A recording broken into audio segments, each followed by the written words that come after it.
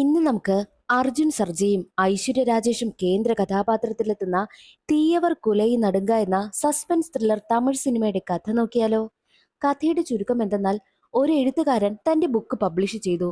അതിൽ ക്രൂരമായൊരു കൊലപാതകത്തിന്റെ വെളിപ്പെടുത്തലായിരുന്നു. കഴുകന്റെ ചിത്രവും ഒരു പെണ്ണിന്റെ പേരുമായിരുന്നു ബുക്കിന്. ആ ബുക്കിനെ ഒരു ബിൽഡിങ്ങുമായും ബന്ധിപ്പിക്കുന്നുണ്ട്. എന്നാൽ ബുക്ക് പബ്ലിഷ് ആയതോടുകൂടി എഴുത്തുകാരൻ ക്രൂരമായി കൊല ചെയ്യപ്പെടുന്നു. എഴുത്തുകാരന്റെ മരണത്തോടെ തുടരെ തുടരെ നടക്കുന്ന കൊലപാതകങ്ങൾ. ഇതിന് പിന്നിലെല്ലാം എന്തായിരിക്കും കാരണം? ആ ഒരു ബുക്കിനും ബിൽഡിങ്ങിനും തമ്മിൽ എന്തായിരിക്കും ബന്ധം? അതിലൊളിഞ്ഞിരിക്കുന്ന ആ ഒരു രഹസ്യമൊക്കെ അറിയണ്ടേ? എങ്കിൽ നമുക്ക് വേഗം സിനിമയുടെ കഥയിലേക്ക് കടക്കാം. അതിനു മുൻപായിട്ട് വീഡിയോ കാണുന്ന കൂട്ടുകാർ ഒന്ന് ലൈക്ക് ചെയ്യാനും വീഡിയോ ഒന്ന് ഹൈപ്പ് ചെയ്യാനും മറക്കരുതേ. കഥ തുടങ്ങുമ്പോൾ രാത്രിയിൽ വളരെ വേഗത്തിൽ കാറോടിച്ചു പോകുന്ന ജവാദ് എന്ന എഴുത്തുകാരനെ കാണിക്കുന്നു. ജവാദിനെ മകൾ ഫോൺ വിളിക്കുകയാണ്. ഈ രാത്രി അച്ഛൻ എവിടെ പോയതാ എന്ന് ചോദിക്കുമ്പോൾ, ഞാൻ വളരെ വലിയ തെറ്റ് ചെയ്തു, ഇനി ഞാൻ തിരികെ വീട്ടിലേക്ക് വരില്ല എന്നാണ് ജവാദ് പറയുന്നത്. എന്ത് പ്രശ്നമുണ്ടെങ്കിലും വീട്ടിലേക്ക് വാ, നമുക്ക് സംസാരിക്കാമെന്നും മകൾ പറയുന്നു. കോള് കട്ട് ചെയ്ത ശേഷം ജവാദ് കാറോടിച്ചു പോകുന്ന സമയത്ത് ജവാദിനെ ഒരു മാസ്ക് ഒക്കെ ധരിച്ചാൽ ഫോളോ ചെയ്യുകയാണ്. എന്നാൽ അയാളാണെങ്കിൽ ജവാദിന്റെ കാർ ആക്സിഡന്റ് ആകുന്നു. പക്ഷേ ജവാദിനൊന്നും സംഭവിച്ചില്ല. പുറത്തേക്കിറങ്ങി വന്ന ജവാദിനെ വലിയൊരു ഇരുമ്പ് ദണ്ടുപയോഗിച്ച് ആ മാസ്ക് ധരിച്ച ആളാണെങ്കിലോ അടിച്ചു കൊല്ലുകയും ചെയ്യുന്നു. ആ സീൻ അവിടെ കട്ടായി. പിന്നീട് അന്വേഷണ ഉദ്യോഗസ്ഥനായ മകുടാപതിയാണ് കാണിക്കുന്നത്. മകുടാപതിയാണ് കഥാനായകൻ. സംഭവ സ്ഥലത്തേക്ക് എത്തിയ മകുടാപതി മരണകാരണമായിട്ടുള്ള എന്തെങ്കിലും ഇരുമ്പ് ദണ്ടോ വല്ലതും കണ്ടെത്തിയോ എന്നൊക്കെ അന്വേഷിക്കുന്നുണ്ട്. അതിനുശേഷം തന്റെ വീട്ടിലേക്ക് പോകുവാനായി ഒരുങ്ങുകയാണ്. മകുടാപതിയുടെ മകളാണെങ്കിലോ അന്ന് മകുടാപതിയുടെ പിറന്നാൾ ആയതുകൊണ്ട് തന്നെ പിറന്നാളിന് വേണ്ടിയിട്ട് കേക്കൊക്കെ റെഡിയാക്കി ഇരിക്കുക. പക്ഷേ അച്ഛൻ വരാൻ ലേറ്റ് ആയതുകൊണ്ട് തന്നെ മകൾ കിടന്നുറങ്ങിപ്പോകും. ആ ഒരു സീൻ അവിടെ കട്ടായി. പിന്നീട് കാണിക്കുന്നത് ആദി എന്ന പയ്യനെയാണ്. ഈ ആദി ചെയ്യുന്ന ജോലി എന്തെന്നാൽ കൂർക്കം വലിയുള്ളവരെയൊക്കെ കണ്ടെത്തി അവർക്ക് തെറാപ്പി കൊടുത്ത് അവരെ നേരെയാക്കുകയാണ് ചെയ്യുന്നതും. ആദി താമസിക്കുന്നത് ഒരു അപ്പാർട്ട്മെന്റിലാണ്. എന്നാൽ അപ്പാർട്ട്മെന്റിന്റെ ഓണറിന്റെ മകനാണെങ്കിലോ എന്നും വന്ന് പ്രശ്നമുണ്ടാക്കും. ആ പയ്യനുമായിട്ട് എന്നും ആദിക്കും പ്രശ്നമാണ്. അതുകൊണ്ട് തന്നെ കൂട്ടുകാരനാണെങ്കിൽ തന്റെ വീട്ടിലേക്ക് ആദിയും കൂട്ടിക്കൊണ്ടു പോകുന്നു. ആദിയുടെ അമ്മയാണെങ്കിലോ വർഷങ്ങളായിട്ട് റൂമിൽ തന്നെ അടച്ചിരിക്കുകയാണ്. അമ്മയ്ക്ക് എന്തോ മാനസിക പ്രശ്നമുണ്ട്. വെട്ടമൊക്കെ കാണുന്നത് അമ്മയ്ക്ക് വലിയ പ്രശ്നമാ. അങ്ങനെയുള്ള അമ്മയെ നന്നായിട്ട് നോക്കുന്നതും ആദിയായിരുന്നു. എന്നാൽ മറ്റൊരു വശത്ത് ഓട്ടിസം ഒക്കെ ബാധിച്ച കുട്ടികളെ നോക്കുന്ന ഒരു സ്ഥലമുണ്ട്. എന്നാൽ അവിടുത്തെ കുട്ടികളാണെങ്കിലോ പെട്ടെന്ന് തന്നെ അവരുടെ സ്വഭാവത്തിൽ മാറ്റമുണ്ടാവുകയും അവർ എന്തോ പോലെയൊക്കെ പെരുമാറുകയും ചെയ്യുന്നു. അതിനെക്കുറിച്ച് അന്വേഷിക്കാനായി എത്തുകയാണ് മീര എന്ന പെൺകുട്ടി. മീരയാണ് കഥാനായിക. എന്നാൽ കുട്ടികളുടെ പെരുമാറ്റത്തിലൊക്കെ മാറ്റമുണ്ടാകുന്നത് കണ്ട് എന്താണ് ഇതിന് കാരണമെന്നും മീര അന്വേഷിക്കുവാനായി ആരംഭിച്ചു. ആ ഒരു സ്ഥലത്തെ അലാറമാണ് അതിന് കാരണമെന്നും അലാറം അടിക്കുമ്പോഴാണ് കുട്ടികളുടെ സ്വഭാവത്തിൽ മാറ്റമുണ്ടാകുന്നതെന്നും മീരയ്ക്ക് മനസ്സിലായി. ആ കുട്ടികളെയൊക്കെ മീര നന്നായിട്ടാണ് നോക്കുന്നതും. അതിനുശേഷം മീര നേരെ ഫോൺ ചെയ്യുന്നത് ആദിക്കായിരുന്നു.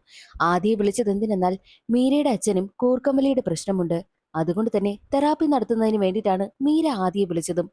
ആദി ഉടനെ തന്നെ മീരയുടെ വീട്ടിലേക്ക് എത്തും. മീരയെ കണ്ടതും ആദി ഷോക്കായി നിൽക്കുകയാണ്. എന്താടാ നീ ഇങ്ങനെ നിൽക്കുന്നതെന്ന് കൂട്ടുകാരൻ ചോദിക്കുമ്പോഴോ ഈ മീര അവന് മാട്രിമോണിയൽ റിക്വസ്റ്റ് കൊടുത്തിരുന്നു. ആ പെൺകുട്ടിയെ നേരിൽ കണ്ടതിന്റെ ആ ഒരു ഞെട്ടലാണ് അവന്റെ മുഖത്ത് കണ്ടതെന്നും അവൻ അവന്റെ കൂട്ടുകാരനോട് പറയും. എങ്കിൽ നീ ഒരു കാര്യം ചെയ്, അവളോട് പോയി നല്ല കമ്പനിയാകുവാനായിട്ടും കൂട്ടുകാരൻ പറയുന്നു. അതനുസരിച്ച് മീരയുടെ അച്ഛന് തെറാപ്പി കൊടുത്തതിനു ശേഷം മീരയോട് സംസാരിക്കുകയാണ് ആദി. നിങ്ങളല്ലേ എനിക്ക് മാട്രിമോണിയൽ റിക്വസ്റ്റ് തന്നതെന്ന് ചോദിക്കുമ്പോൾ, അതെ, ഞാൻ തന്നത്. എന്നെക്കുറിച്ച് ഒന്നും അറിയാതെ മീര എന്തിനാ എനിക്ക് റിക്വസ്റ്റ് തന്നതെന്നും ആദ്യ ചോദിക്കുമ്പോഴോ, ഒന്നും അറിയില്ലെന്ന് ആര് പറഞ്ഞു? നിങ്ങളാണ് നിങ്ങളുടെ സുഖമില്ലാത്ത അമ്മയെ നന്നായിട്ട് നോക്കുന്നതെന്നും നിങ്ങളുടെ പ്രൊഫഷനും എല്ലാ കാര്യങ്ങളും എനിക്കറിയാം. അല്ല, ഈ കാര്യങ്ങളൊന്നും ഞാൻ എൻ്റെ പ്രൊഫൈലിൽ കൊടുത്തിട്ടില്ലല്ലോ എന്ന് ആദ്യ ചോദിക്കുമ്പോഴോ, കുറച്ച് നാളുകളായിട്ട് ഞാൻ നിങ്ങളെ ഫോളോ ചെയ്യുകയാ. ഫോളോ ചെയ്യുന്നത് എന്ന് പറയുന്നത് പിന്നാലെ വരുന്നതല്ല കേട്ടോ. നിങ്ങളുടെ സോഷ്യൽ മീഡിയ അക്കൗണ്ട്സ് എല്ലാം ഞാൻ ഫോളോ ചെയ്യുന്നുണ്ടായിരുന്നു. അതിൽ നിന്നും നിങ്ങൾ ഏത് ക്യാരക്ടറാണെന്നും ഒക്കെ എനിക്ക് മനസ്സിലായി. മാത്രമല്ല നിങ്ങളെക്കുറിച്ച് ഞാൻ കൂടുതലായിട്ട് അന്വേഷിച്ചുവെന്നും മീര പറയുന്നു. അതോടുകൂടി രണ്ടുപേരും നല്ല ഫ്രണ്ട്സ് ആവുകയാണ്. മീര നല്ല ഫ്രണ്ട്ലി ക്യാരക്ടർ ആയതുകൊണ്ട് തന്നെ രണ്ടുപേരും പെട്ടെന്ന് തന്നെ കൂട്ടാകും. ആ ഒരു സീൻ അവിടെ അവസാനിച്ച് പിന്നീട് കാണിക്കുന്നത് മകുടാപതി നേരെ പോകുന്നത് ജവാദിന്റെ മകളെ കാണുവാൻ വേണ്ടിയിട്ടാണ്. ജവാദ് അവസാനമായി ഫോണിൽ സംസാരിച്ചത് മകളോടാണല്ലോ. അച്ഛന് എന്തെങ്കിലും പ്രശ്നമുണ്ടായിരുന്നോ എന്ന് ചോദിക്കുമ്പോൾ, മരിക്കുന്നതിന് ഒരാഴ്ച മുൻപ് അച്ഛനിൽ വല്ലാത്തൊരു മാറ്റമുണ്ടായിരുന്നു. പക്ഷേ ഇതുവരെയും അച്ഛൻ എഴുതിയ പുസ്തകങ്ങളെക്കുറിച്ചെല്ലാം ഞാനുമായിട്ട് ഡിസ്കസ് ചെയ്യും. എന്നാൽ അച്ഛൻ അവസാനമായി എഴുതിയ പുസ്തകത്തെക്കുറിച്ച് എന്നോട് ഒന്നും തന്നെ ഡിസ്കസ് ചെയ്തിട്ടേ ഇല്ല എന്നും മകൾ പറഞ്ഞിട്ട് അവസാനമായിട്ട് ജവാദ് എഴുതിയ പുസ്തകമെടുത്ത് മകുടാപതിയെ കാണിക്കുന്നു. പുസ്തകത്തിന്റെ കവർ ഫോട്ടോ കണ്ട മകുടാപതി ഇതേ ഫോട്ടോ തന്നെയാണല്ലോ ആക്സിഡന്റ് ആയ ജവാദിന്റെ കാറിലും താൻ കണ്ടതെന്ന് ചിന്തിക്കും. അതൊരു കഴുകന്റെ ഫോട്ടോയാണ്. അതിലാണ് പുസ്തകത്തിന്റെ പേരെഴുതിയിരിക്കുന്നത്. മാത്രവുമല്ല, മരിക്കുന്നതിന് ഒരാഴ്ച മുൻപായിട്ട് അച്ഛനൊരു ഫ്ളാറ്റിന്റെ മുന്നിൽ ചെന്ന് നിന്ന് ഫോട്ടോ എടുക്കുമായിരുന്നുവെന്നും മകൾ പറയുന്നു. മാത്രവുമല്ല, ജവാദ് എടുത്ത ഫോട്ടോ എല്ലാം മകുടാപതിക്ക് മകൾ കാണിച്ചു കൊടുക്കും. അതെല്ലാം ഒരു ഫ്ളാറ്റിന്റെ ഫോട്ടോയായിരുന്നു. മാത്രമല്ല, ഫ്ളാറ്റിന് മുകളിലായിട്ട് വലിയൊരു കഴുകന്റെ ഒരു ശിലയും വെച്ചിട്ടുണ്ട്. അതേ കഴുകന്റെ ചിത്രം തന്നെയാണ് ജവാദിന്റെ പുസ്തകത്തിന്റെ കവർ ഫോട്ടോ എന്ന് മനസ്സിലാക്കിയ മകുടാപതി ഉടനെ തന്നെ ആ ഒരു ഫ്ളാറ്റിലേക്കും പോകും. എന്നാൽ അതേ സമയം തന്നെയായിരുന്നു മീരയും അതേ ഫ്ളാറ്റിലേക്ക് എത്തുന്നതും. അവിടെയാണ് ആദി താമസിക്കുന്നത്. ആദിയെയും അമ്മയും കാണുവാൻ വേണ്ടിയിട്ടാണ് മീര വന്നതും. ആ ഒരു ഫ്ളാറ്റിലെ സെക്യൂരിറ്റിയെയും മറ്റുള്ള ജീവനക്കാരെയും എല്ലാം ചോദ്യം ചെയ്യുന്ന സമയത്തായിരുന്നു ആദിയുടെ ഫ്ളാറ്റിലേക്ക് പോവുകയാണ് മീര. എന്നാൽ മീരയെ പെട്ടെന്ന് തന്നെ ഒരാളാണെങ്കിൽ ഒരു ഇരുട്ട് റൂമിലേക്ക് പിടിച്ചു വലിക്കുകയാണ്. അത് മറ്റാരുമല്ല, ഫ്ളാറ്റിലെ ഓണറിന്റെ മകനായിരുന്നു. അവൻ അങ്ങനത്തെ സ്വഭാവമുള്ളതാണ്. ഏത് പെൺകുട്ടികൾ പുതുതായി അവിടെ വന്നാലും ആ പെൺകുട്ടികളോടെല്ലാം മോശമായി പെരുമാറുവാനായി ശ്രമിക്കും. എന്നാൽ മീരയാണെങ്കിലോ വല്ലാതെ ബഹളം വയ്ക്കും. അത് മനസ്സിലാക്കി ആദി അവിടെ വന്ന് മീരയെ രക്ഷിക്കുവാനൊക്കെ ശ്രമിക്കുന്നുണ്ട്. അവിടെ വെച്ച് ആദിയും ഓണറിന്റെ മകനും തമ്മിൽ വലിയൊരു ഫൈറ്റ് തന്നെ നടക്കും. എന്നാൽ ബഹളം കേട്ട് മകുടാപതിയും അവിടേക്ക് വരുന്നു. മകുടാപതി കാര്യം അന്വേഷിക്കുന്ന സമയത്താണ് ഈ ഓണറിന്റെ മകനാണെങ്കിൽ ആ പെൺകുട്ടിയോട് മോശമായി പെരുമാറുവാനായി ശ്രമിച്ച കാര്യം മകുടാപതി അറിയുന്നതും. അതുകൊണ്ട് തന്നെ അവനിട്ട് നല്ലത് കൊടുക്കുന്നു. ഏത് ഓണറിന്റെ മകനായാലും പെൺകുട്ടികളോട് മര്യാദയ്ക്ക് പെരുമാറാവൂ എന്ന് പറഞ്ഞിട്ടാണ് മകുടാപതി അവനെ തല്ലുന്നതും. അതിനുശേഷം മീരയും ആദിയും അവരുടെ ഫ്ളാറ്റിലേക്കും പോകുന്നു. അങ്ങനെ ആ ഒരു ഫ്ളാറ്റിനെ കുറിച്ച് കൂടുതലായി അന്വേഷിക്കുന്ന സമയത്താണ് അവിടെ നിന്നും കാവേരി എന്നൊരു ചെറിയ പെൺകുട്ടി താഴേക്ക് ചാടി മരിച്ച കാര്യം മകുടാപതി അറിയുന്നതും. മാത്രവുമല്ല, കഥ എഴുതുന്നതിന് വേണ്ടിയിട്ട് ഇടയ്ക്കിടയ്ക്ക് ജവാദ് ഇവിടെ വരാറുണ്ടായിരുന്നെന്നും ജവാദിനെ അവിടെയുള്ള ഒരു ഫ്ളാറ്റിലെ ഓണറാണ് താമസിപ്പിക്കാറുള്ളതെന്നും മകുടാപതിക്ക് മനസ്സിലാകുന്നു. ജവാദ് എഴുതിയ ബുക്കിന്റെ പേര് കാവേരിക്കരൈ. ബുക്കിന്റെ കവർ ഫോട്ടോയാണെങ്കിലോ അതേ ബിൽഡിങ്ങിലെ കഴുകന്റെ ഫോട്ടോയുമായിരുന്നു. അതോടുകൂടി കാവേരിയുടെ മരണത്തിനും ആ ഒരു ബിൽഡിങ്ങിനും എന്തെങ്കിലും ബന്ധമുണ്ടോ എന്ന സംശയം മകുടാപതിക്ക് ഉണ്ടാകുന്നു. മകുടാപതിയാണെങ്കിലോ ഉടനെ തന്നെ കാവേരിയുടെ കേസ് ഫയൽ എടുത്ത് നോക്കുകയാണ്. അപ്പോഴാണ് ആ ഒരു കേസ് ക്ലോസ് ചെയ്ത കാര്യവും മകുടാപതി അറിയുന്നതും. മാത്രവുമല്ല, അന്വേഷണ ഉദ്യോഗസ്ഥൻ ദുരൂഹ സാഹചര്യത്തിൽ കൊല്ലപ്പെട്ടു എന്നും മകുടാപതിക്ക് മനസ്സിലായി. അതുകൊണ്ട് തന്നെ കാവേരിയുടെ കേസ് എങ്ങനെയെങ്കിലും കണ്ടെത്തണമെന്നും മകുടാപതി തീരുമാനിക്കുന്നു. അതിനായിട്ട് ആദ്യം പോകുന്നത് ബിൽഡിങ്ങിന്റെ ഓണറായിട്ടുള്ള ആളിനെ കാണുവാൻ വേണ്ടിയിട്ടാണ്. തനിക്കൊരു ഫ്ളാറ്റ് വാങ്ങാൻ താല്പര്യമുണ്ട് എന്ന പേരിലാണ് മകുടാപതി ഓണറിനടുത്ത് എത്തുന്നതും. ഓണറിനടുത്ത് എത്തിയതിനു ശേഷം കേസിന്റെ കാര്യം സംസാരിക്കുവാനായും ആരംഭിച്ചു. ജവാദ് നിങ്ങളെ കാണാൻ വരാറില്ലേ? നിങ്ങൾ നല്ല കമ്പനിയല്ലേ എന്നും മകുടാപതി ചോദിക്കുമ്പോൾ, അതെ, എന്നെ കാണാൻ വരാറുണ്ടായിരുന്നു. ഞാൻ ആ കഥ എഴുതുവാൻ വേണ്ടിയിട്ട് എന്റെ ഫ്ളാറ്റിലേക്ക് താമസിപ്പിച്ചതെന്നും ഓണർ പറയുന്നു. നിങ്ങളുടെ ആ ഒരു ബിൽഡിങ്ങിൽ നിന്നല്ലേ കാവേരി എന്ന പെൺകുട്ടി താഴേക്ക് വീണ് മരിച്ചതെന്ന് മകുടാപതി ചോദിക്കുമ്പോഴോ കാവേരിയുടെ പേര് കേട്ടതും ഓണർ വല്ലാതെ ടെൻഷനാകുവാനായും തുടങ്ങി. ഓണറിന്റെ മുഖത്തെ പരിക്കമെല്ലാം മകുടാപതി ശ്രദ്ധിക്കും. നിങ്ങൾക്കറിയാവുന്ന കാര്യമെല്ലാം തുറന്നു പറയുന്നതാ നല്ലത്. എന്താണ് സംഭവിച്ചതെന്ന് തുറന്നു പറഞ്ഞു കഴിഞ്ഞാൽ നിങ്ങൾക്കും പ്രശ്നമില്ലാതെ ഞങ്ങൾക്കും പ്രശ്നമില്ലാതെ പോകും. ഇല്ലെങ്കിൽ വല്ലാത്ത ബുദ്ധിമുട്ടാകുമെന്നും മകുടാപതി വിരട്ടുമ്പോഴോ ടെൻഷനായി നിന്ന ആ ഒരു ഓണറാണെങ്കിലോ, ഞാനെല്ലാം തുറന്നു പറയാം. ഞാൻ പറയുന്ന സ്ഥലത്തേക്ക് ഇന്ന് വൈകിട്ട് നിങ്ങൾ വരണമെന്നും മകുടാപതിയോട് ഓണർ പറയുന്നു. അങ്ങനെ വൈകുന്നേരം ഓണർ പറഞ്ഞ ബീച്ചിലേക്ക് എത്തുകയാണ് മകുടാപതി. ഓണർ അവിടേക്ക് കാറിൽ വന്നിറങ്ങും. ഓണർ മകുടാപതിക്കടുത്തേക്ക് നടന്നു വരുന്ന സമയമായിരുന്നു എവിടെ നിന്നും ഒരു കത്തി വന്ന് ഓണറിന്റെ കഴുത്തിൽ കുത്തി കയറുന്നതും ഓണർ തറയിൽ വീണ് മരണപ്പെടുന്നതും. ആരോ അയാളെ കരുതികൂട്ടി കൊന്നുകളഞ്ഞതാണെന്ന് മകുടാപതിക്ക് മനസ്സിലായി. അപ്പോഴാണ് മാസ്ക് ധരിച്ച ഒരാൾ ബൈക്കുമെടുത്ത് അവിടുന്ന് പോകുന്നത് കാണിക്കുന്നതും. ഇതേ മാസ്ക് ധരിച്ച ആൾ തന്നെയാണ് ജവാദിനെയും കൊന്നുകളഞ്ഞത്. എന്നാൽ ഒരു ഘട്ടത്തിൽ അയാളാണെങ്കിൽ മുഖം മൂടി അഴിച്ചു മാറ്റുന്നു.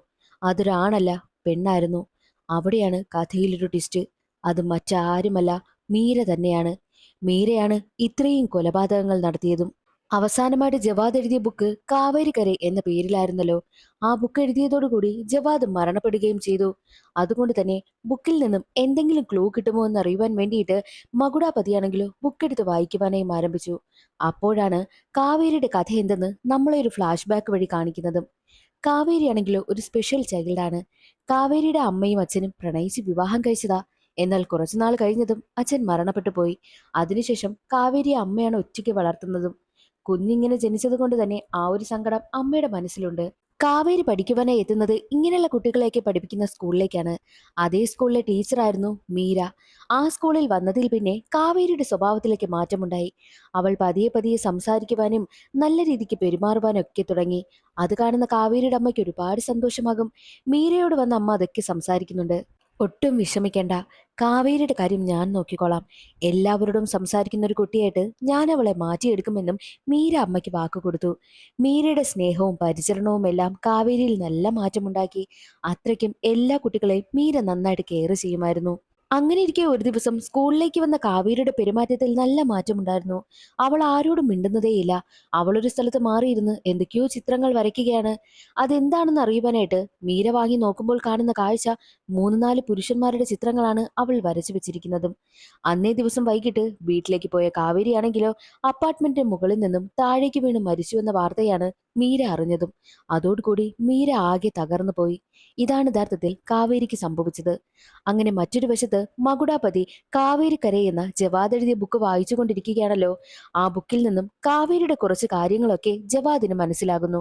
ആ സീൻ അവിടെ കട്ടായി പിന്നീട് കാണിക്കുന്നത് അപ്പാർട്ട്മെന്റിൽ ജോലി ചെയ്യുന്ന സെക്യൂരിറ്റിയും അലക്കുകാരനെയുമാണ്. രണ്ടാളെയും മീര അതേ അപ്പാർട്ട്മെന്റിലെ ടെറസിന് മുകളിലേക്ക് കൂട്ടിക്കൊണ്ടു പോകുന്നു. നീയൊക്കെ അങ്ങ് രക്ഷപ്പെട്ടു എന്ന് കരുതിയോ?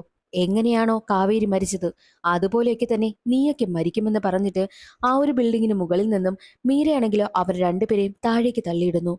എവിടെയാണോ കാവേരി വീണ് കിടന്നത് അതേ സ്ഥലത്ത് തന്നെയാണ് സെക്യൂരിറ്റിയും അലക്കുകാരനും വീണ് കിടക്കുന്നതും. സെക്യൂരിറ്റിയും അലക്കുകാരനെയും ക്രൂരമായി മീര കൊന്നുകളയുന്നു. ബിൽഡിങ്ങിന്റെ ഓണർക്കും ജവാദിനും സെക്യൂരിറ്റിക്കും അലക്കുകാരനും കാവേരിയുടെ മരണത്തിന് പങ്കുണ്ടെന്നുള്ള കാര്യം അവസാനമായിട്ട് ജവാദ് എഴുതിയ കാവേരിക്കര എന്ന ബുക്ക് വായിക്കുന്നതിൽ നിന്നും മകുടാപതിക്ക് മനസ്സിലാകുന്നു. എന്തെന്നൊക്കെയാണ് പിന്നീട് ഒരു ഫ്ലാഷ് ബാക്ക് വഴി നമ്മളെ കാണിക്കുന്നത്. സ്കൂളിലെത്തിയ കാവേരി വല്ലാതെ ഡിസ്റ്റർബ്ഡ് ആയിരുന്നല്ലോ. വീട്ടിലേക്ക് എത്തുന്ന കാവേരിയെ ടെറസിന് മുകളിലേക്ക് കൂട്ടിക്കൊണ്ടു പോയത് സെക്യൂരിറ്റിയും മലക്കുകാരനുമായിരുന്നു. എന്നിട്ടാണ് കാവേരിയെ അതിനു മുകളിൽ നിന്നും താഴേക്ക് തള്ളിയിട്ട് കൊന്നുകളഞ്ഞതും. ഇവർ രണ്ടുപേരും എന്തിനാണ് ആ പാവം കാവേരി എന്ന പെൺകുട്ടിയെ കൊന്നുകളഞ്ഞതെന്നും ഫ്ലാഷ് ബാക്ക് വഴിയാണ് കാണിക്കുന്നത്. കഥ എഴുതുന്നതിന് വേണ്ടിയിട്ട് ഇടയ്ക്കിടയ്ക്ക് ജവാദ് തന്റെ കൂട്ടുകാരനായ ബിൽഡിംഗ് ഓണറിനെ കാണാൻ വരുന്നത് പതിവായിരുന്നു. അപ്പോൾ അവർ ഒരു ഫ്ളാറ്റിൽ താമസിക്കുകയും മാത്രമല്ല ഇവർക്ക് എൻജോയ് ചെയ്യുവാൻ വേണ്ടിയിട്ട് സ്ത്രീകളെയൊക്കെ അവിടേക്ക് കൊണ്ടുവരുന്നതും പതിവായിരുന്നു. കോൾ ഗേൾസിനെയൊക്കെ ഒപ്പിച്ചു കൊടുക്കുന്നത് ഈ സെക്യൂരിറ്റിയും അലക്കുകാരനും ചേർന്നാണ്. എന്നാൽ ഇവർക്കാണെങ്കിൽ ഈ വരുന്ന കോൾ ഗേൾസിനെ ഒന്നും തൃപ്തിപ്പെടാതായി. ഒരു ദിവസം കോൾ ഗേളിന് വേണ്ടി വെയിറ്റ് ചെയ്തിരിക്കുന്ന സമയത്ത് കോൾ ഗേൾ ഒന്നും വരില്ല. ആ ഒരു കാരണം സെക്യൂരിറ്റിയോടും അലക്കുകാരനോടും അവർ അന്വേഷിക്കുന്നുണ്ടായിരുന്നു.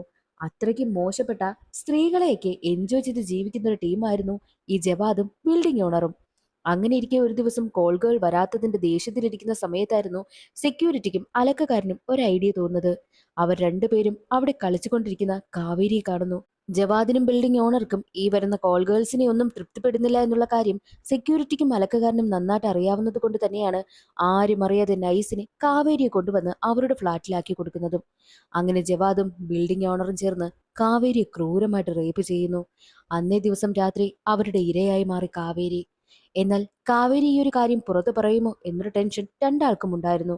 ആ കുട്ടിയുടെ വായിൽ നിന്നും ഒരിക്കലും ഈ ഒരു കാര്യം പുറത്തു വരരുതെന്നും അതുകൊണ്ട് തന്നെ അവളിന് ജീവനോടെ ഉണ്ടാകാൻ പാടില്ല എന്നും ജവാദും ബിൽഡിംഗ് ഓണറും സെക്യൂരിറ്റിയോടും മലക്കുകാരനോടും പറഞ്ഞു.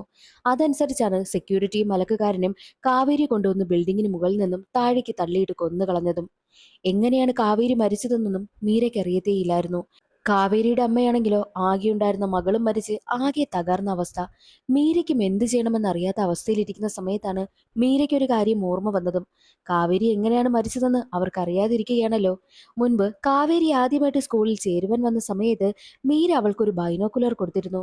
എപ്പോഴും കാവേരിയുടെ കഴുത്തിൽ ആ ഒരു ബൈനോക്കുലർ കാണും. അതിൽ വീഡിയോ റെക്കോർഡ് ചെയ്യുന്ന ഓപ്ഷനും മീര സെറ്റ് ചെയ്തിരുന്നു. കാവേരി എവിടെയൊക്കെ പോകുന്നു എന്തൊക്കെ ചെയ്യുന്നു എന്ന് മീരയ്ക്ക് അറിയുവാൻ വേണ്ടിയിട്ടാണ് അവൾ അങ്ങനെ ചെയ്തു വെച്ചിരുന്നത്. ആ ഒരു കാര്യം ഇപ്പോൾ മീരയ്ക്ക് ഓർമ്മ വരും. ഉടനെ തന്നെ മീര കാവേരിയുടെ ബൈനോക്കുലർ എടുത്ത് ക്യാമറ ചെക്ക് ചെയ്ത് നോക്കുന്ന സമയത്താണ് കാവേരിക്ക് എന്താണ് സംഭവിച്ചതെന്ന് മീരയ്ക്ക് മനസ്സിലായതും. അതോടുകൂടി മീരയ്ക്ക് അവരോട് പകയായി. അങ്ങനെ മീരയാണെങ്കിൽ ജവാദിനെ ടോർച്ചർ ചെയ്യുവാനായും തുടങ്ങി. ജവാദിന് കുറ്റബോധം താങ്ങാനാകാതെയാണ് അവസാനമായിട്ട് കാവേരി എങ്ങനെയാണ് മരിച്ചതെന്നും അവളെക്കുറിച്ച് സൂചിപ്പിക്കുന്ന കാവേരിക്കര എന്നൊരു ബുക്ക് എഴുതിയതും. ജവാദ് ആ ഒരു ബുക്ക് കംപ്ലീറ്റ് ചെയ്തതിന് ശേഷമാണ് മീര ജവാദിനെ കൊന്നുകളഞ്ഞതും. സത്യത്തിൽ ജവാദിന് താൻ ചെയ്ത തെറ്റിൽ നല്ല ബോധമുണ്ടായിരുന്നു, കുറ്റബോധവും ഉണ്ടായിരുന്നു. പക്ഷെ അതുപോലെ ആയിരുന്നില്ല ബിൽഡിംഗ് ഓണറിന്. അയാൾക്ക് ഒരു കുറ്റബോധവും ഇല്ലായിരുന്നു. അങ്ങനെ മീര രണ്ടാമത് കൊന്നുകളഞ്ഞത് ബിൽഡിംഗ് ഓണറിനെയാണ്. മൂന്നാമത് നാലാമതുമായി കൊന്നുകളഞ്ഞത് ആ ഒരു സെക്യൂരിറ്റിയും അലക്കുകാരനെയുമായിരുന്നു. അങ്ങനെ അവൾ കാവേരിയുടെ മരണത്തിന് കാരണമായ 4 കുറ്റവാളികളെയും അവൾ ക്രൂരമായി കൊന്നുകളഞ്ഞു. കുറ്റവാളികളെയെല്ലാം മീര കൊന്നുകളഞ്ഞല്ലോ, ഇതോടുകൂടി കൊല ചെയ്യുന്നത് അവസാനിക്കുമെന്ന് നമ്മൾ കരുതും. എന്നാൽ അങ്ങനെയല്ല. അഞ്ചാമതൊരാൾ കൂടിയുണ്ട്. ഇതിനെല്ലാത്തിനും മാസ്റ്റർ ബ്രെയിൻ. കാവേരിയെ കൊല്ലുന്നതിന് മൂല കാരണമായ വ്യക്തി അയാളാണ്. അയാളെക്കുറിച്ച് ഒരു ക്ലൂ കൂടി ബുക്കിൽ വിട്ടിട്ടുണ്ടായിരുന്നു ജവാദ്. എന്തെന്നാൽ അയാൾ പകൽ സമയങ്ങളിൽ പുറത്തു വരില്ല. രാത്രി സമയം മാത്രമാണ് അയാൾ പുറത്തേക്ക് വരുന്നതെന്നും ഇതിനെല്ലാത്തിനും മാസ്റ്റർ പ്ലാൻ അയാളാണെന്നും കാവേരിയെ ടെറസിൽ നിന്നും താഴേക്ക് തള്ളിയിടാനായിട്ട് പ്ലാൻ ഇട്ടതും അയാളാണെന്നുള്ള ക്ലൂ ആയിരുന്നു ആ ഒരു പുസ്തകത്തിൽ എഴുതിയിരുന്നത്. ആരായിരിക്കും അയാളെന്ന് മകുടാപതി ചിന്തിക്കും. അപ്പോഴാണ് യഥാർത്ഥ മാസ്റ്റർ ബ്രെയിനിനെ നമ്മളെ കാണിക്കുന്നതും. അത് മറ്റാരുമല്ല, എല്ലാവർക്കും മുന്നിൽ നല്ലവനായി അഭിനയിച്ച് നടക്കുന്ന ആദി തന്നെയാണ്. ആദിയാണ് ഇതിനെല്ലാത്തിനും കാരണക്കാരൻ. പുറമേ നിന്ന് നോക്കിക്കഴിഞ്ഞാൽ ആദിയും ബിൽഡിങ്ങിന്റെ ഓണറും നല്ല ശത്രുക്കളാണ്. എന്നാൽ ഇവർക്കിടയിൽ ഒരു ഫ്രണ്ട്ഷിപ്പ് വളരുന്നുണ്ടായിരുന്നു. ഇവർ രണ്ടുപേരും ചേർന്ന് സ്ത്രീകളെ വെച്ച് ബിസിനസ് ചെയ്യും. അതിലൂടെയാണ് ഇവർ സമ്പാദിച്ചു കൊണ്ടേയിരുന്നതും. ഇവർക്ക് എൻജോയ് ചെയ്യാൻ വേണ്ടിയിട്ടാണ് ഇവർ ഓരോ സ്ത്രീകളെയും ഒക്കെ അവിടെ കൊണ്ടുവരുന്നതും. അങ്ങനെയാണ് കാവേരിയെ കടത്തിക്കൊണ്ടുവന്നതും കാവേരി ഇവർ റേപ്പ് ചെയ്തതും. അവസാനം കാവേരിയെ തള്ളിയിട്ട് കൊല്ലുവാൻ വേണ്ടിയിട്ടുള്ള പ്ലാൻ വരെ ചെയ്തത് ആദിയായിരുന്നു. ആദിയുടെ അമ്മ എപ്പോഴും ഇരുട്ടത്താണല്ലോ. വെളിച്ചം പോലും അവൻ അമ്മയെ കാണിക്കാറേയില്ല. സത്യത്തിൽ ആദിയുടെ അമ്മയ്ക്ക് ഒരു പ്രശ്നവുമില്ല. ആദി കാവേരിയെ കൊന്നുകളഞ്ഞ കാര്യവും കാവേരിയോട് ചെയ്ത ക്രൂരതകളെല്ലാം അമ്മയ്ക്ക് മനസ്സിലായി. തന്റെ മകൻ ഇത്രയ്ക്ക് മോശപ്പെട്ട ഒരാളാണല്ലോ എന്നും അമ്മയ്ക്ക് മനസ്സിലായതോടുകൂടി പോലീസിനെ അത് അറിയിക്കണം. ഇവന് വേണ്ട ശിക്ഷ വാങ്ങിക്കൊടുക്കണമെന്നും അമ്മ തീരുമാനിക്കുന്നു. അങ്ങനെ അമ്മ പോലീസ് സ്റ്റേഷനിൽ കംപ്ലൈന്റ് ചെയ്യുവാനായി തീരുമാനിച്ച സമയത്തായിരുന്നു ആദ്യ അമ്മയുടെ തലയിൽ ഒരു വലിയ ബോട്ടിൽ കൊണ്ട് അടിച്ചു പൊട്ടിക്കുകയും അമ്മയാണെന്ന് പോലും നോക്കില്ല, എനിക്കെതിരെ നിന്നു കഴിഞ്ഞാൽ ഞാൻ നിങ്ങളെ കൊന്നുകളയുമെന്നും അമ്മയെ ഭീഷണിപ്പെടുത്തി. അവൻ കൊന്നുകളയുമെന്ന് പേടിച്ചാണ് അമ്മ അവൻ ചെയ്യുന്നതെല്ലാം സഹിച്ച് ഇരുട്ടറയിൽ കിടക്കുന്നതും. തന്റെ മകൻ ആ പാവം കുഞ്ഞിനോട് ഇങ്ങനെയൊക്കെയുള്ള ക്രൂരതകൾ ചെയ്തല്ലോ എന്ന് ഓരോ ദിവസവും ഓർത്ത് കരഞ്ഞുകൊണ്ടാണ് അമ്മ ആ തടവറയിൽ കിടക്കുന്നതും. എന്നാൽ ഇപ്പോൾ മീരയാണെങ്കിലോ കാവേരിയുടെ മരണത്തിന് കാരണമായ ആ ഒരു മാസ്റ്റർ ബ്രെയിനിനെ കണ്ടെത്തിയിരിക്കുകയാണ്. അവൾ ആദിയെ ലക്ഷ്യമാക്കി വരുന്നു. ആദിയുമായിട്ട് ഫൈറ്റ് നടക്കും. പക്ഷേ മീരയ്ക്കാണെങ്കിൽ പിടിച്ചു നിൽക്കാൻ കഴിയുന്നില്ല. കാരണം ആദിക്കൊപ്പം ബിൽഡിംഗ് ഓണറിന്റെ മകനുമുണ്ടായിരുന്നു. രണ്ടുപേരും ചേർന്ന് കാവേരി ഒരുപാട് തല്ലും. അവൾ പിടിച്ചു നിൽക്കുവാനായി നോക്കും. അവസാനം അവൾ തളർന്നു പോകുന്നു. എന്നാൽ അവൾ തളർന്ന സമയത്ത് അവൾക്ക് കൂട്ടായിട്ട് അവിടേക്ക് എത്തുന്നത് മറ്റാരുമല്ല, മകുടാപതിയായിരുന്നു. മകുടാപതി രണ്ടുപേർക്കും നേരെ തോക്ക് ചൂണ്ടി നിൽക്കുകയാണ്. നീ ചെയ്ത കാര്യം ന്യായത്തിന് വേണ്ടിയിട്ടാണെന്നുള്ളത് എനിക്ക് മനസ്സിലായി. ഇവരെ ഒരിക്കലും അറസ്റ്റ് ചെയ്ത് ജയിലിലിട്ട് കഴിഞ്ഞാലും ഇവർ ഒരു സമയമാകുമ്പോൾ പുറത്തിറങ്ങും. ഇവന്മാർക്ക് നീ കൊടുക്കേണ്ട ശിക്ഷ തന്നെയാണ് കിട്ടേണ്ടതെന്ന് പറഞ്ഞ് മകുടാപതി തന്റെ കയ്യിലിരുന്ന ഗണ്ണെടുത്ത് മീരയെ ഏൽപ്പിക്കുന്നു. മീര ഗൺ വാങ്ങി ആദിയെ വെടിവെച്ച് കൊലപ്പെടുത്തും. അതോടുകൂടി ആ ഒരു കേസും മകുടാപതി ക്ലോസ് ചെയ്യുന്നു. കാവേരിക്ക് നീതി വാങ്ങിക്കൊടുത്ത സന്തോഷത്തിലായിരുന്നു മീരയും.